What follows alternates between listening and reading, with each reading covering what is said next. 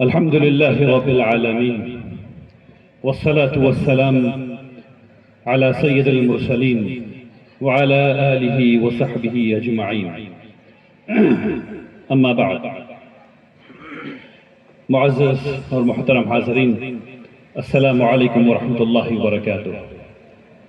اللہ سبحانہ و تعالیٰ کا احسان ہے، اللہ کا شکر ہے کہ ہم سب یہاں اس عبادت کے تحفظ کے لیے جمع ہوئے ہیں جو ہمیں محمد رسول اللہ صلی اللہ علیہ وسلم نے سکھائی اور بتائی ہے۔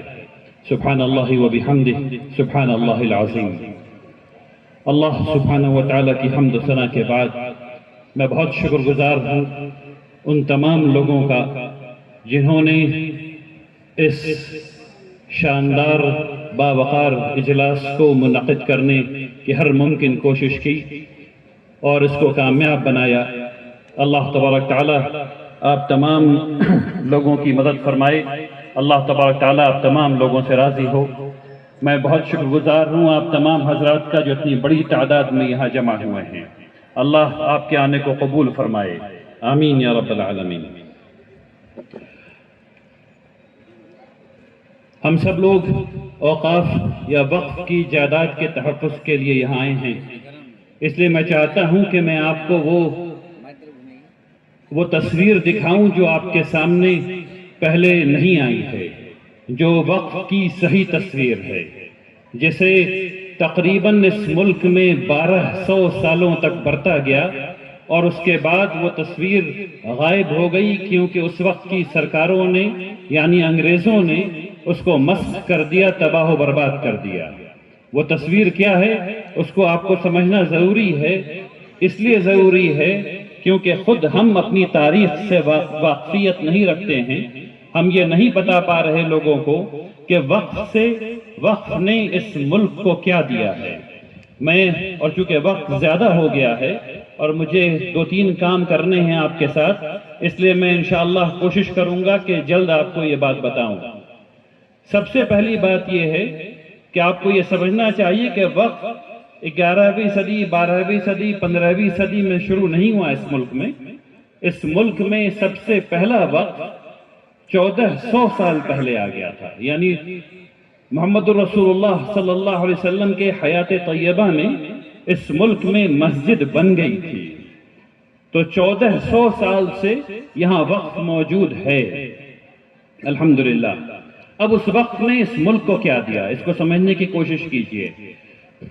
ابھی کچھ دنوں پہلے، 2 سال پہلے، جے پور میں ایک 8 سال کے بچے کی جان لے لی گئی، اسے مار دیا گیا کیونکہ اس نے غلط گھڑے سے پانی پی لیا تھا۔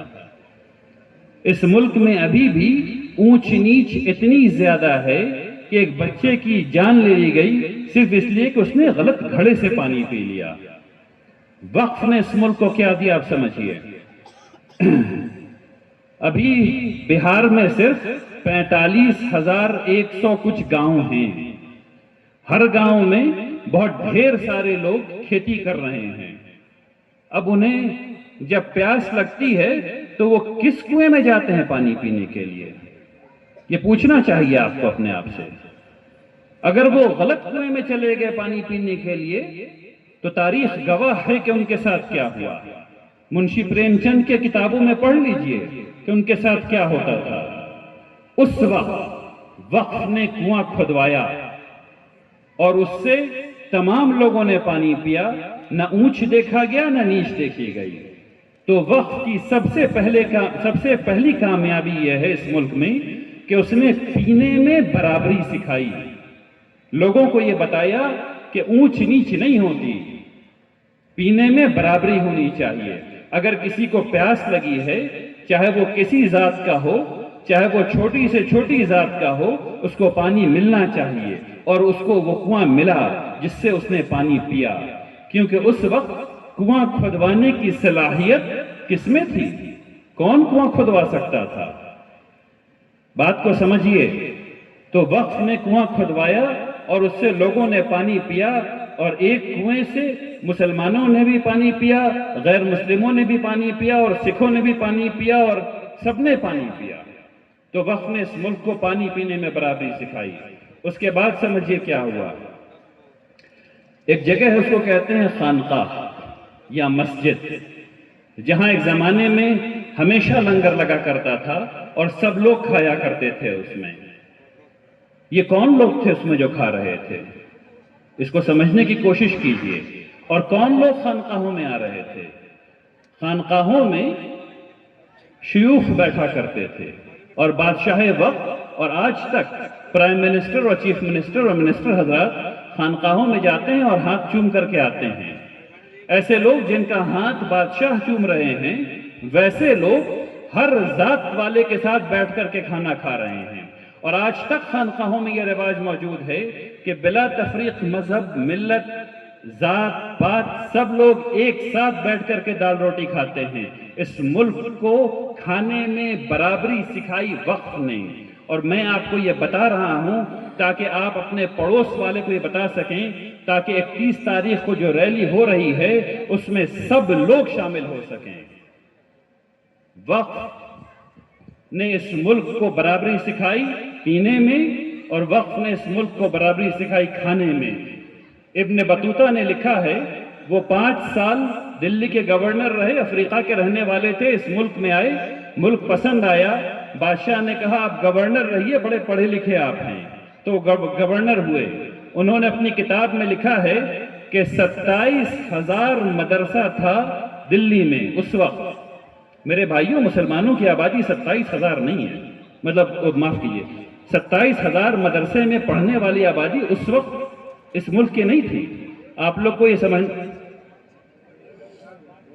میرے بھائیوں اگر آپ لوگ بیٹھ جائیں، ذرا سب لوگ بیٹھ جائیں یہاں میرے پیچھے تو بڑی مہربانی ہوگی انشاءاللہ۔ میں بات جلدی ختم کر لوں گا، انشاءاللہ آپ لوگ بیٹھ جائیں۔ یہ بات سمجھنے کی ہے، ہم لوگ جس مدرسے کو سمجھتے ہیں کہ مسلمان اس میں پڑھتے ہیں اور غلط چیز پڑھاتے ہیں، اسی مدرسے سے پڑھے ہوئے ایک شخص کا نام ہے سچیدانند سنہا۔ میں پہلے بھی اس بات کو کہہ چکا ہوں اور کئی دفعہ کہہ چکا ہوں، کیونکہ ایک وقت اس ملک میں گزرا ہے جہاں دو ذات کے لوگ ایک ساتھ بیٹھ نہیں سکتے تھے۔ تعلیم تو بہت دور کی بات ہے، پڑھائی لکھائی ساتھ بیٹھ کر کے کرنا تو بہت دور کی بات ہے۔ اس وقت وقف نے تعلیم میں برابری سکھائی۔ ان 27,000 مدرسے میں مسلمان اور غیر مسلم اور نیچی ذات کے لوگ اور اونچی ذات کے لوگ اور ہر قسم کے لوگ تعلیم حاصل کر رہے تھے، اور اس وقت منشی بن رہے تھے اور اکاؤنٹنٹ بن رہے تھے، اور یہ مسلمان نہیں تھے۔ تاریخ پڑھیے، تب پتہ چلے گا کہ یہ سارے لوگ مدرسے میں پڑھے ہوئے تھے، جن کی زندگی مدارس نے بہتر کی اور برابری سکھائی تعلیم میں۔ اس کے بعد ایک زمانہ تھا جب ہاسپٹل کو مستشفیٰ کہا جاتا تھا اور کلینک کو مطب کہا جاتا تھا، اور وقف کی جائیداد پر مطب بھی بنائے جاتے تھے اور مستشفیٰ یعنی ہاسپٹل بنایا جاتا تھا، اور وہاں ہر انسان کا، انسان کہہ رہا ہوں، مسلمان ہندو نہیں کہہ رہا، ہر انسان کا علاج مفت ہوتا تھا۔ تو وقف نے اس ملک کو برابری سکھائی پینے میں، کھانے میں، تعلیم میں اور آپ کی صحت میں۔ یہ ہے وقف کا کمال جو آپ کو بتانا ہے سب کو، اور آپ نہیں بتائیں گے تو 31 تاریخ کو یہاں دوسرے لوگ نہیں، یعنی غیر مسلم نہیں آئیں گے۔ آپ کو بتانا ہوگا کہ وقف نے کیا کیا دیا ہے اس ملک کو۔ یہ ساجھا ذمہ داری ہے، یہ ساجھی چیز ہے، جب آپ بتائیں گے تب وہ انشاءاللہ آئیں گے۔ اب آگے چلیے، میں آپ کو یہ دکھاتا ہوں کہ آج وقف کا کیا کر رہا ہے اور آج کیا ہو رہا ہے۔ آج اس ملک میں یہ بتایا گیا کہ وقف پہ قبرستان ہے اور وقف پہ مدرسہ ہے اور وقف پہ مسجد ہے، اور بس یہ جھوٹ بات ہے۔ جتنے کالجز ہیں، تقریباً جتنے کالجز ہیں مسلمانوں کے، وقف کی جائیداد پر ہیں۔ میں نے مولانا مظہر الحق یونیورسٹی کے ایک دفعہ روسٹر دیکھا تھا، اور اس میں یہ پتا چلا کہ 32 بی ایڈ کالج ہیں۔ آج مجھے پتا ہے کہ اکثر نوجوان جنہوں نے بی ایس سی کیا ہوا ہے، بی اے کیا ہوا ہے کسی بھی سبجیکٹ میں، وہ چاہتے ہیں کہ وہ بی ایڈ کر لیں اور اس کے بعد امتحان نکال کر کے وہ سرکاری ٹیچر ہو جائیں، نوکری اچھی ہو جائے گی۔ 32 بی ایڈ کالجز ہیں۔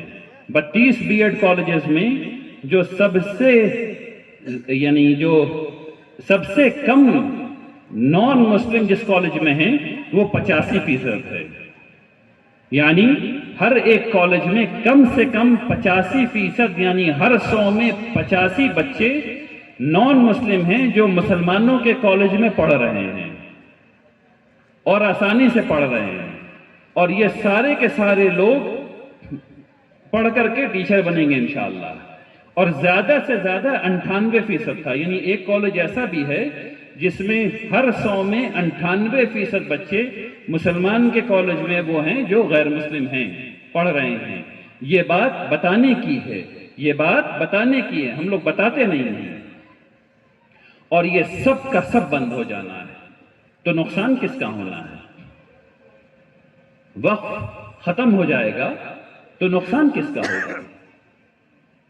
یہ جو پرپیچول سروس ہے، یہ جو لگاتار سروس ہے تعلیم کی جو دی جا رہی ہے، یہ جب ختم ہو جائے گی تو نقصان کس کا ہونا ہے؟ غیر مسلموں کا ہونا ہے. مسلمانوں کا نقصان یہ ہونا ہے کہ ان کی جائیداد چلی جانی ہے. مسلمانوں کا نقصان یہ ہونا ہے کہ 1400 سال سے، اور یہ بہت بڑا نقصان ہے، بہت بڑا نقصان ہے، 1400 سال سے جو خیر کی تاریخ ہے آپ کی، جو چیریٹی کی تاریخ ہے آپ کی، جو برابری کی تاریخ ہے آپ کی، سماجی انصاف کی تاریخ ہے آپ کی، وہ مٹ جانی ہے. جس طریقے سے پورا جو مغل پیریڈ ہے وہ NCERT کی کتاب سے نکال دیا جانا ہے، ٹھیک اسی طریقے سے خیر کی تاریخ مٹ جانی ہے. تو آنے والی کسی نسل کو یہ پتہ نہیں چلے گا کہ مسلمان نے اس ملک کے لیے کیا کیا ہے، پتہ ہی نہیں چلے گا کہ برابری کا تصور وقت سے آیا تھا. اب میں آپ کو وہ تصویر دکھاتا ہوں جو 1864 سے پہلے اس ملک میں تھی. 1864 میں پہلی دفعہ وقف ویلیڈیٹنگ ایکٹ بنا، یعنی ثابت کرو وقف ہے. یہ والا ایکٹ بنا جو انگریزوں نے بنایا جب انہوں نے دیکھا کہ ان کو ٹیکس نہیں مل رہا ہے. تو وقف تو چیریٹیبل زمین تھی اور بہت بڑی بڑی زمینیں تھیں اور بہت بڑا بڑا کام ہو رہا تھا اس میں، اور اس میں وہ سوشل جسٹس کا ایسا نظام تھا جس کو آپ لوگ سماجواد کہتے ہیں. وہ سماجواد کا ایسا نظام تھا جس سے ہر آدمی کی ضرورت پوری ہو رہی تھی. وہ کیسے پوری ہو رہی تھی وہ میں آپ کو سمجھاتا ہوں. ابھی ہونا 10:30 بجے کا وقت تک ہے نا، 10:30 تک ہے نا یا اس سے پہلے؟ ٹھیک نہیں بھائی، وہ وقت جو ہے وہ محدود ہے. تو اس بات کو سمجھیے 1864 سے پہلے کیا ہوتا تھا. ایک شادی ہوئی، اب بچہ پیدا ہونا ہے. بچہ پیدا ہونا ہے تو بچے کے پیدا ہونے میں جو لوگ مدد کریں گے، یعنی کہ جو ڈاکٹر مدد کریں گے، ان کی ٹریننگ کہاں ہوئی ہے؟ وقف کی یونیورسٹی میں ہوئی ہے. وہ جو ویٹ نرس آئیں گی، یعنی جو بوا آئیں گی جو بچے کو پیدا کرائیں گی، ان کی ٹریننگ کہاں ہوئی ہے؟ وقف میں ہوئی ہے. یہ 1864 سے پہلے جو ہو رہا تھا اس کی بات بتا رہا ہوں.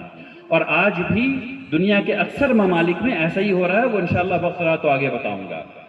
اب جب وہ بچہ پیدا ہو گیا تو مفت میں پیدا ہوا، کوئی پیسہ دینے کی کسی کو ضرورت نہیں پڑی. اس کے بعد بچہ تھوڑا بڑا ہوا، اس کو پہلی پڑھائی کی ضرورت ہے. اس کو سیکھنا ہے الف با تا سا، یا اس کو سیکھنا ہے ک کھ گ گھ یا ABCD. وہ کہاں جائے گا؟ وہ مکتب میں جائے گا. مکتب کہاں بنا ہوا ہے؟ وہ وقف کی زمین پر بنا ہوا ہے. سیلری کہاں سے آ رہی ہے؟ ٹیچر جو پڑھا رہے ہیں اس کی سیلری کہاں سے آ رہی ہے؟ وہ وقف سے آ رہی ہے. تو ٹیچر مفت، جگہ مفت. باپ کو پیسہ دینے کی ضرورت نہیں ہے. وہ جتنا کما رہا ہے ٹھیک کما رہا ہے، اپنے بچوں پہ خرچ کرو، بچوں کو آئس کریم کھلاؤ. تو بچوں کی پہلی ابتدائی تعلیم مفت. اس کے بعد بچہ بڑا ہوا، اس کو اسکول جانا ہے، یعنی مدرسہ جانا ہے. مدرسے کا مطلب اسکول ہوتا ہے. وہ مدرسے گیا. مدرسہ جو بنا ہوا ہے وہ کس کی زمین پر بنا ہوا ہے؟ وہ وقف کی زمین پر بنا ہوا ہے. جس پیسے سے بنا ہے وہ کہاں سے آیا ہے؟ وہ وقف سے آیا ہے. جو اساتذہ وہاں پڑھا رہے ہیں وہ ان کی سیلری کہاں سے آ رہی ہے؟ وہ وقف سے آ رہی ہے. اور وہ بچے کی تعلیم مدرسے کی مفت. اس کے بعد بچہ اور بڑا ہوا. امام غزالی بڑے ہوئے، ان کو خواہش ہوئی کہ اور پڑھیں گے، تو امام غزالی کہاں گئے؟ جامعہ میں گئے، یعنی یونیورسٹی میں گئے. جامعہ کا مطلب یونیورسٹی. یونیورسٹی میں گئے. وہ کہاں بنی ہوئی ہے؟ یونیورسٹی کس زمین پر ہے؟ وہ وقف کی زمین پر ہے۔ وہاں جو لوگ پڑھا رہے ہیں، ریسرچ کر رہے ہیں، وہ پیسہ کہاں سے آ رہا ہے؟ وہ وقف سے آ رہا ہے۔ اور ان کی تعلیم کا پیسہ لیا جا رہا ہے؟ نہیں، بالکل مفت۔ سماجواد میں کہا جاتا ہے روٹی کپڑا مکان، روٹی کپڑا مکان سب کے لیے۔ وقف نے کیا دیا؟ اس کو ابھی تھوڑی دیر میں آپ کو بتاتا ہوں۔ وقف نے کہا روٹی کپڑا مکان اور موت، موت بھی باعزت ہونی چاہیے، بے عزت نہیں ہونی چاہیے۔ اب یہاں سے کہانی آگے بڑھاتے ہیں، پھر آپ کو پتا چلے گا۔ اس کے بعد یہ بات سمجھ میں آئی کہ اچھا بھائی، اللہ سے لو لگانا چاہیے، کچھ اچھا کام کرنا چاہیے۔ تو وہ کیا؟ نماز پڑھنے۔ نماز کس جگہ پڑھے گا؟ وہ مسجد میں پڑھے گا۔ مسجد کہاں سے بنی؟ وقف نے بنوائی۔ زمین کہاں سے آئی؟ وقف کی زمین ہے۔ تو مسجد میں جو نماز پڑھنے گا، اور امام صاحب کی تنخواہ کہاں سے آئے گی؟ مؤذن کی تنخواہ کہاں سے آئے گی؟ وقف سے آئے گی۔ اور آج بھی دنیا کے بہت ڈھیر سارے ممالک میں بالکل ایسا ہی ہوتا ہے۔ اس کے بعد اس کو نوکری کی ضرورت پڑی یا تجارت کی ضرورت پڑی، اس نے کہا کہ ہم پیسہ لیں گے ساہوکار سے تو بیاج دینا پڑے گا، انٹرسٹ دینا پڑے گا، انٹرسٹ حرام ہے، نہیں لے سکتے۔ تو پیسہ کہاں سے ملے گا اس کو؟ تجارت کرنے کا پیسہ کہاں سے ملے گا؟ وقف پیسہ دے گا، بغیر انٹرسٹ کے پیسہ دے گا، اور کما کر کے اس کو واپس کیا جائے گا، اور یہ بھی فری۔ اس کے بعد بات آگے بڑھی، اور اس کے بعد بات آگے بڑھتے ہوئے وقت کم ہے اس لیے اس کا انتقال ہو گیا۔ جب انتقال ہو گیا تب کیا ہوا؟ وقف والے آئے، اپنی چارپائی لے کر کے آئے، کفن بھی دیا اور دفن بھی کیا، اور وہ بھی مفت۔ یہ ہے وقف کا کمال۔ پیدا ہونے سے لے کر کے مرنے تک جتنے بڑے میجر لائف ایونٹس ہوتے ہیں، یعنی وہ چیز جن میں سب سے زیادہ روپیہ لگتا ہے۔ اچھا، اس میں ہاسپٹل کے بارے میں تو میں بھول ہی گیا۔ آج بھی جو ہاسپٹل بنے ہوئے ہیں وقف کی جائیداد پر، جن سے لاکھوں لوگ فائدہ اٹھا رہے ہیں، وہ سب اکثر بہت معمولی ریٹ یا فری میں کام کرتے ہیں۔ اس وقت بھی ایسے ہی تھا۔ تو پیدا ہونے سے لے کر کے مرنے تک تمام چیزیں ایک انسان کی وہ فری ہو رہی ہیں۔ اور ایک بات اس میں اور بتا دوں کہ یعنی وقف اگر صحیح تصور میں اس کی تنفیذ ہو جائے، امپلیمنٹ ہو جائے تو کیسا دکھتا ہے۔ حیرت ہوگی آپ کو سن کر کے، شادی ہوئی اور بیٹی کے پاس کپڑے نہیں ہیں تو کپڑا کہاں سے آئے گا؟ وقف دے گا۔ اور بیٹی کی خواہش ہے کہ زیور بھی ہو تو زیور کہاں سے آئے گا؟ وہ بھی وقف سے آئے گا۔ یہ ہے وقف کا اصل تصور جو آپ کو قائم کرنا ہے۔ دیکھیے، ہم لوگ پوری محنت کر رہے ہیں کہ یہ قانون رد ہو جائے، اور انشاءاللہ ہو جائے گا، انشاءاللہ۔ لیکن اس کے بعد وہ بہتر ماڈل کیا ہے جس پہ ہم لوگوں کو کام کرنا ہے؟ وہ کیا چیز ہے وقف جس سے ہم لوگ پورے معاشرے کو بہتر بنا سکتے ہیں؟ یہ وہ اسلامی فکر ہے مالیات کی جس سے کہ پورا معاشرہ ایک دم ایک بار میں ایسے اٹھ سکتا ہے، جس کو ریمارکیبل شفٹ کہتے ہیں، وہ ریمارکیبل شفٹ ہو سکتا ہے۔ اگر یہ فکر ہم لوگوں نے قائم کر لی اور تمام لوگوں نے یہ فیصلہ کر لیا کہ ہم لوگ ایسا وقت قائم کریں گے اور اس طرح مینیج کریں گے کہ یہ بچے کے پیدا ہونے سے لے کر کے مرنے تک کا انتظام کیا جائے، اگر یہ ہو جائے، اور اس میں یاد رکھیے کوئی ٹیکس نہیں لگ رہا، کوئی ٹیکس نہیں دیا جا رہا، تو جتنا آ رہا ہے وہ سب لوگوں میں جا رہا ہے، تو وہ معاشرہ تصور کیجئے کیسا ہوگا۔ اور ایسے ہی معاشرہ تھا اور ایسے ہی معاشرہ ہے۔ آپ کو سن کر کے یہ حیرت ہوگی کہ ابھی بھی بہت سے ملکوں میں یہ کہا گیا کہ اس ملک میں سب سے زیادہ وقف ہے دنیا کا۔ جھوٹ بات ہے، جھوٹ بات ہے۔ سعودی عرب میں الحرمین وقف ہے جو کئی $100 بلین پر ہے۔ آپ کو سن کر کے یہ حیرت ہوگی کہ ترکی 75% وقف ہے، ترکی کی 75% زمین وقف ہے۔ آپ کو یہ سن کر کے حیرت ہوگی کہ کئی ملک باقاعدہ پرسنٹیج میں وقف ہیں، 12% وقف ہے، 22% وقف ہے، اس طرح سے وقف کیا ہوا ہے لوگوں نے۔ اور اس سے ازہر یونیورسٹی، آدھے سے زیادہ قاہرہ، آدھے سے زیادہ کائرو وقف ہے۔ کس کام کے لیے؟ تعلیم کے لیے۔ کیا تعلیم ہو رہی ہے؟ ازہر یونیورسٹی، دنیا کی لارجسٹ ریزیڈنشل یونیورسٹی، اور دنیا کی دوسری لارجسٹ ریزیڈنشل یونیورسٹی اس ملک میں ہے علی گڑھ مسلم یونیورسٹی۔ یہاں 36,000 بچے پڑھتے ہیں اور 34 مساجد ہیں کیمپس پہ۔ آپ لوگوں کو یہ سمجھنا چاہیے کہ وقت سے یہ سب چیزیں ہو رہی ہیں۔ تو میں نے آپ کو یہ دو قسم کی چیزیں بتائی ہیں، ایک برابری اور دوسرا سماجواد، ایک برابری اور دوسرا سماجواد۔ یہ دونوں چیز برادران وطن کے لیے بے پناہ اہم ہیں اگر آپ ان کو سمجھائیں کہ ایسا ہو رہا ہے۔ اس لڑائی میں جو ہم لوگوں پر تھوپ دی گئی ہے، یہ کامیابی نہیں ملے گی اگر ہم لوگ برادران وطن کو شامل نہیں کریں گے اس جنگ میں۔ تو اس میں شامل کرنے کی بے پناہ ضرورت ہے، اور وہ نہیں ہوں گے اگر ان کو یہ نہیں پتا چلے گا کہ یہ تاریخ ہے اور یہ ہو رہا ہے۔ اور آج کیا نقصان ہے وہ بتا دیتا ہوں اور اس کو اپنی بات ختم کروں گا انشاءاللہ۔ حالانکہ کہنے کو بہت کچھ ہے، ابھی پورے وقت ایکٹ نے کیا کیا ہے وہ تو آپ کے سامنے بات رکھی نہیں جا سکی ہے ابھی تک۔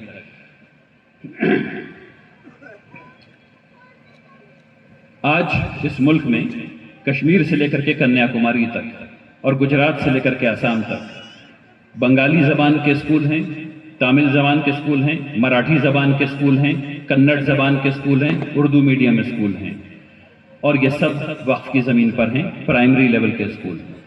اس کے بعد سیکنڈری لیول کے اسکول ہر زبان میں وقف کی زمین پر ہیں۔ کیا کہتے ہیں، سینئر سیکنڈری لیول کے اسکول ہر زبان میں ہزاروں اسکول وقف کی زمین پر ہیں۔ اس میں پڑھنے کون جا رہا ہے؟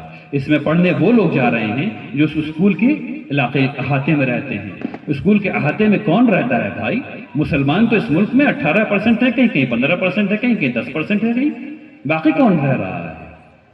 باقی یہ تمام برادران وطن ہیں جن اسکول سے فائدہ اٹھا رہے ہیں۔ اس میں سستی پڑھائی ہے۔ وہ لوگ جو اونچی ذات والے ہیں یا وہ لوگ جو پیسے والے ہیں وہ تو اپنے بچوں کو سینٹ اسٹیفنس بھیج دیں گے یا کسی اور جگہ بھیج دیں گے۔ باقی پڑھائی کہاں ہو رہی ہے؟ ان جگہ ہو رہی ہے۔ اس کے بعد بچے جب یہاں سے نکلتے ہیں تو جتنے بھی سائنس کالجز ہیں، آرٹس کالجز ہیں، کامرس کالجز ہیں، میڈیکل کالجز ہیں، میڈیکل یونیورسٹیز ہیں، یہ سب کی سب وقف کی جائیداد پر بنی ہوئی ہیں۔ یہ جو قانون آ رہا ہے، اس قانون کا جو کام کرنا ہے 20 سالوں کے اندر وہ یہ کہ تمام کی تمام جائیدادوں کو ختم کر دینا ہے، تمام کی تمام جائیدادوں کو ختم کر دینا ہے۔ تو اس کے بعد ہوگا کیا؟ اس سے نقصان جو ہونا ہے وہ تعلیم کا ہونا ہے۔ اب اس بات کو سمجھیے، میں گیا ہوا تھا بامبے میں نے دیکھا ایک ہاسپٹل، وہاں 25 ڈائلسس کی مشین لگی ہوئی ہے، مسلمانوں کا بنایا ہوا ہاسپٹل، 25 ڈائلسس کی مشین ہے، 88% پیشنٹ غیر مسلم ہیں، 88% پیشنٹ غیر مسلم ہیں۔ تو نقصان کس کا ہوگا یہ بند ہو جائے گا؟ تو یہ بات ہے جو بتانے والی بات ہے۔ اب مجھے یہ ایک آخری بات آپ سے کہتا ہوں، اس کو یاد کر لیجئے۔ وقف ایکٹ جو یہ آیا ہے یہ آپ کی جائیداد کو کنٹرول کرنے کے لیے آیا ہے۔ پہلی بات ہے کنٹرول، اس کو یاد کر لیجئے، کنٹرول کرنے آیا ہے۔ دوسری بات ہے یہ آپ کو آپ کی ہی جائیداد سے محروم کرنے کے لیے آیا ہے۔ پہلا کنٹرول، دوسرا محدود کرنے کے لیے آیا ہے۔ اور تیسری بات جو یہ کر رہا ہے وہ آپ کے وقف کے کرنے کے حق کو محدود کرنے کے لیے آ رہا ہے۔ آپ کا حق ہے وقف کرنا، لیکن آنے والے وقت میں آپ نہیں کر پائیں گے۔ ایسی شقیں اس میں ہیں کہ آپ وقف نہیں کر پائیں گے۔ آپ کے وقف کرنے کے حق کو محدود کرنے کے لیے آ رہا ہے۔ مجھے یہ دیکھ کر کے بہت خوشی ہوئی آج کہ یہاں بہت سے لوگوں کے ہاتھ میں کالی پٹی لگی ہوئی تھی۔ پچھلی دفعہ میں ڈھاکہ میں یہاں آیا تھا تو میں نے لوگوں سے کہا تھا کہ 3 کام کرنا ہے ہر ہفتے۔ جمعہ کی نماز کالی پٹی لگا کر کے پڑھنا ہے جب تک کہ یہ بل مسترد نہ ہو، ایکٹ مسترد نہ ہو جائے۔ ہر جمعہ کو یہ عادت بنا لیجئے کہ کالی پٹی لگا کر کے نماز پڑھیں، اور کالی پٹی تاگے والی نہیں، 4 انچ کا کپڑا یہاں پر بنوائیے جس میں بٹن لگاؤ تاکہ اس کو کھول لیں اور لگا لیں آسانی کے ساتھ انشاءاللہ۔ تو ہر جمعے کو کالی پٹی لگا کر کے نماز پڑھنی ہے، اور جمعے سے پہلے تاکہ روحانی طاقت ملے ہم لوگوں کو، اور رسول اللہ صلی اللہ علیہ وسلم کی ایک سنت دوبارہ زندہ ہو، اور وہ سنت ہے پیر کے دن یعنی منڈے کے دن اور جمعرات کے دن روزہ رکھنے کے۔ تو پیر کے دن تو ابھی چھوڑ دیا ہے، جمعرات کے دن پیر یعنی وہ بتاتا ہوں آپ کو، جمعرات کے دن انشاءاللہ سب لوگ روزہ رکھیں اور مسجد میں اجتماعی افطار کریں۔ تو جمعرات کے دن ایک کام کرنا ہے، اور افطار کے وقت روزہ کھولنے سے پہلے دعا کریں کہ اللہ تبارک تعالیٰ اس ایکٹ کو مسترد کروا دے۔ تو جمعرات کو روزہ رکھنا ہے اور اجتماعی افطار کرنا ہے۔ سب لوگ کریں گے انشاءاللہ؟ نہیں بھئی ایسے تو کام نہیں چلے گا، سب دونوں ہاتھ اٹھائیے اور ہاتھ اٹھا کر کے پھر بتائیے ہاں ٹھیک الحمدللہ رب العالمین۔ اس کے بعد جمعہ کو کالی پٹی لگانی ہے، اور اس کے بعد اب میں گزارش کروں گا یہاں جو لوگ اسٹیج سنبھال رہے ہیں وہ لائٹ آف کریں، سب لوگ اپنی جگہ بیٹھے رہیں گے۔ ہر گلی میں رات کے 9 بجے کے بعد آپ لوگ اپنی گلی کا وقت طے کر لیں، جب اندھیرا ہو جاتا ہے تو صرف 1 منٹ کے لیے فلیش لائٹ آپ لوگ جلائیں گے اپنے فون سے اور آسمان کی طرف دکھائیں گے، اور ایک آدمی کو چڑھائیں گے جو تصویر لے گا، اور تصویر لے کر کے وہ ٹیگ کرے گا ہر لوگوں کو، پوری دنیا میں لکھ کے بھیجے گا کہ مشرقی چمپارن میں اس گلی میں اس جگہ یہ چیز ہو رہی ہے۔ تو ابھی ہم لوگ اس کی پریکٹس کریں گے، میں نے ڈھاکہ میں پریکٹس کروائی تھی، ماشاءاللہ آپ سب لوگوں کے پاس یہ فون ہے، سب لوگ فون نکالیے اور فلیش لائٹ آن کیجئے اور اس کو میری طرف دکھائیے انشاءاللہ۔ اور ذرا اسٹیج کو جو لوگ مانیٹر کر رہے ہیں وہ سب کی فلیش لائٹ چاہیے، سب کی فلیش لائٹ چاہیے۔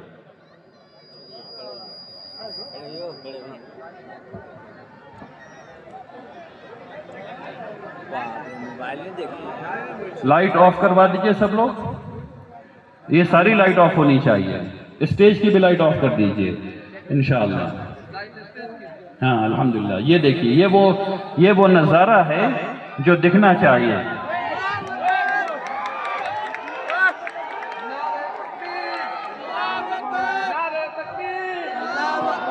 نعرہ تکبیر، نعرہ تکبیر، نعرہ تکبیر، نعرہ تکبیر۔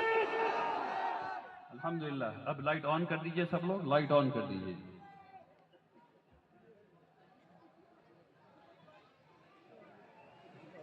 ٹھیک، آپ سب لوگوں کو لائٹ آن کر دیجئے چاروں طرف، ٹھیک ہے۔ آپ سب لوگوں کو یہ کرنا ہے، کریں گے سب لوگ؟ ہاتھ اٹھائیے سب لوگ انشاءاللہ، عہد کیجئے، ٹھیک۔ اب مجھے آپ تمام لوگوں سے عہد لینا ہے کہ آپ لوگ اس احتجاج کو جاری رکھیں گے۔ یہ لڑائی لمبی ہے، اس لڑائی میں مشکلیں آنی ہیں، اور مشکل کے آنی ہے کہ یہ موقع ہے اللہ تبارک تعالیٰ کی طرف سے کامیابی کا، یہ موقع ہے کہ لڑتے رہو، کامیاب ہوتے رہو انشاءاللہ۔ تو جن لوگوں کو اس لڑائی میں حصہ لینا وہ کھڑے ہو جائیں تاکہ میں عہد کرواؤں گا اور آپ لوگ میرے ساتھ عہد کریں گے انشاءاللہ۔ سبھی لوگ جن کو اس جنگ میں لڑنا ہے، جن کو نہیں کرنا وہ بیٹھے رہ سکتے ہیں باذن اللہ۔ اب جو میں کہتا ہوں میرے پیچھے دہرائیے۔ بسم اللہ الرحمن الرحیم۔ میں عہد کرتا ہوں کہ میں اس وقت تک احتجاج کرتا رہوں گا جب تک یہ کالا قانون واپس نہیں لیا جاتا۔ ٹھیک، تشریف رکھیے۔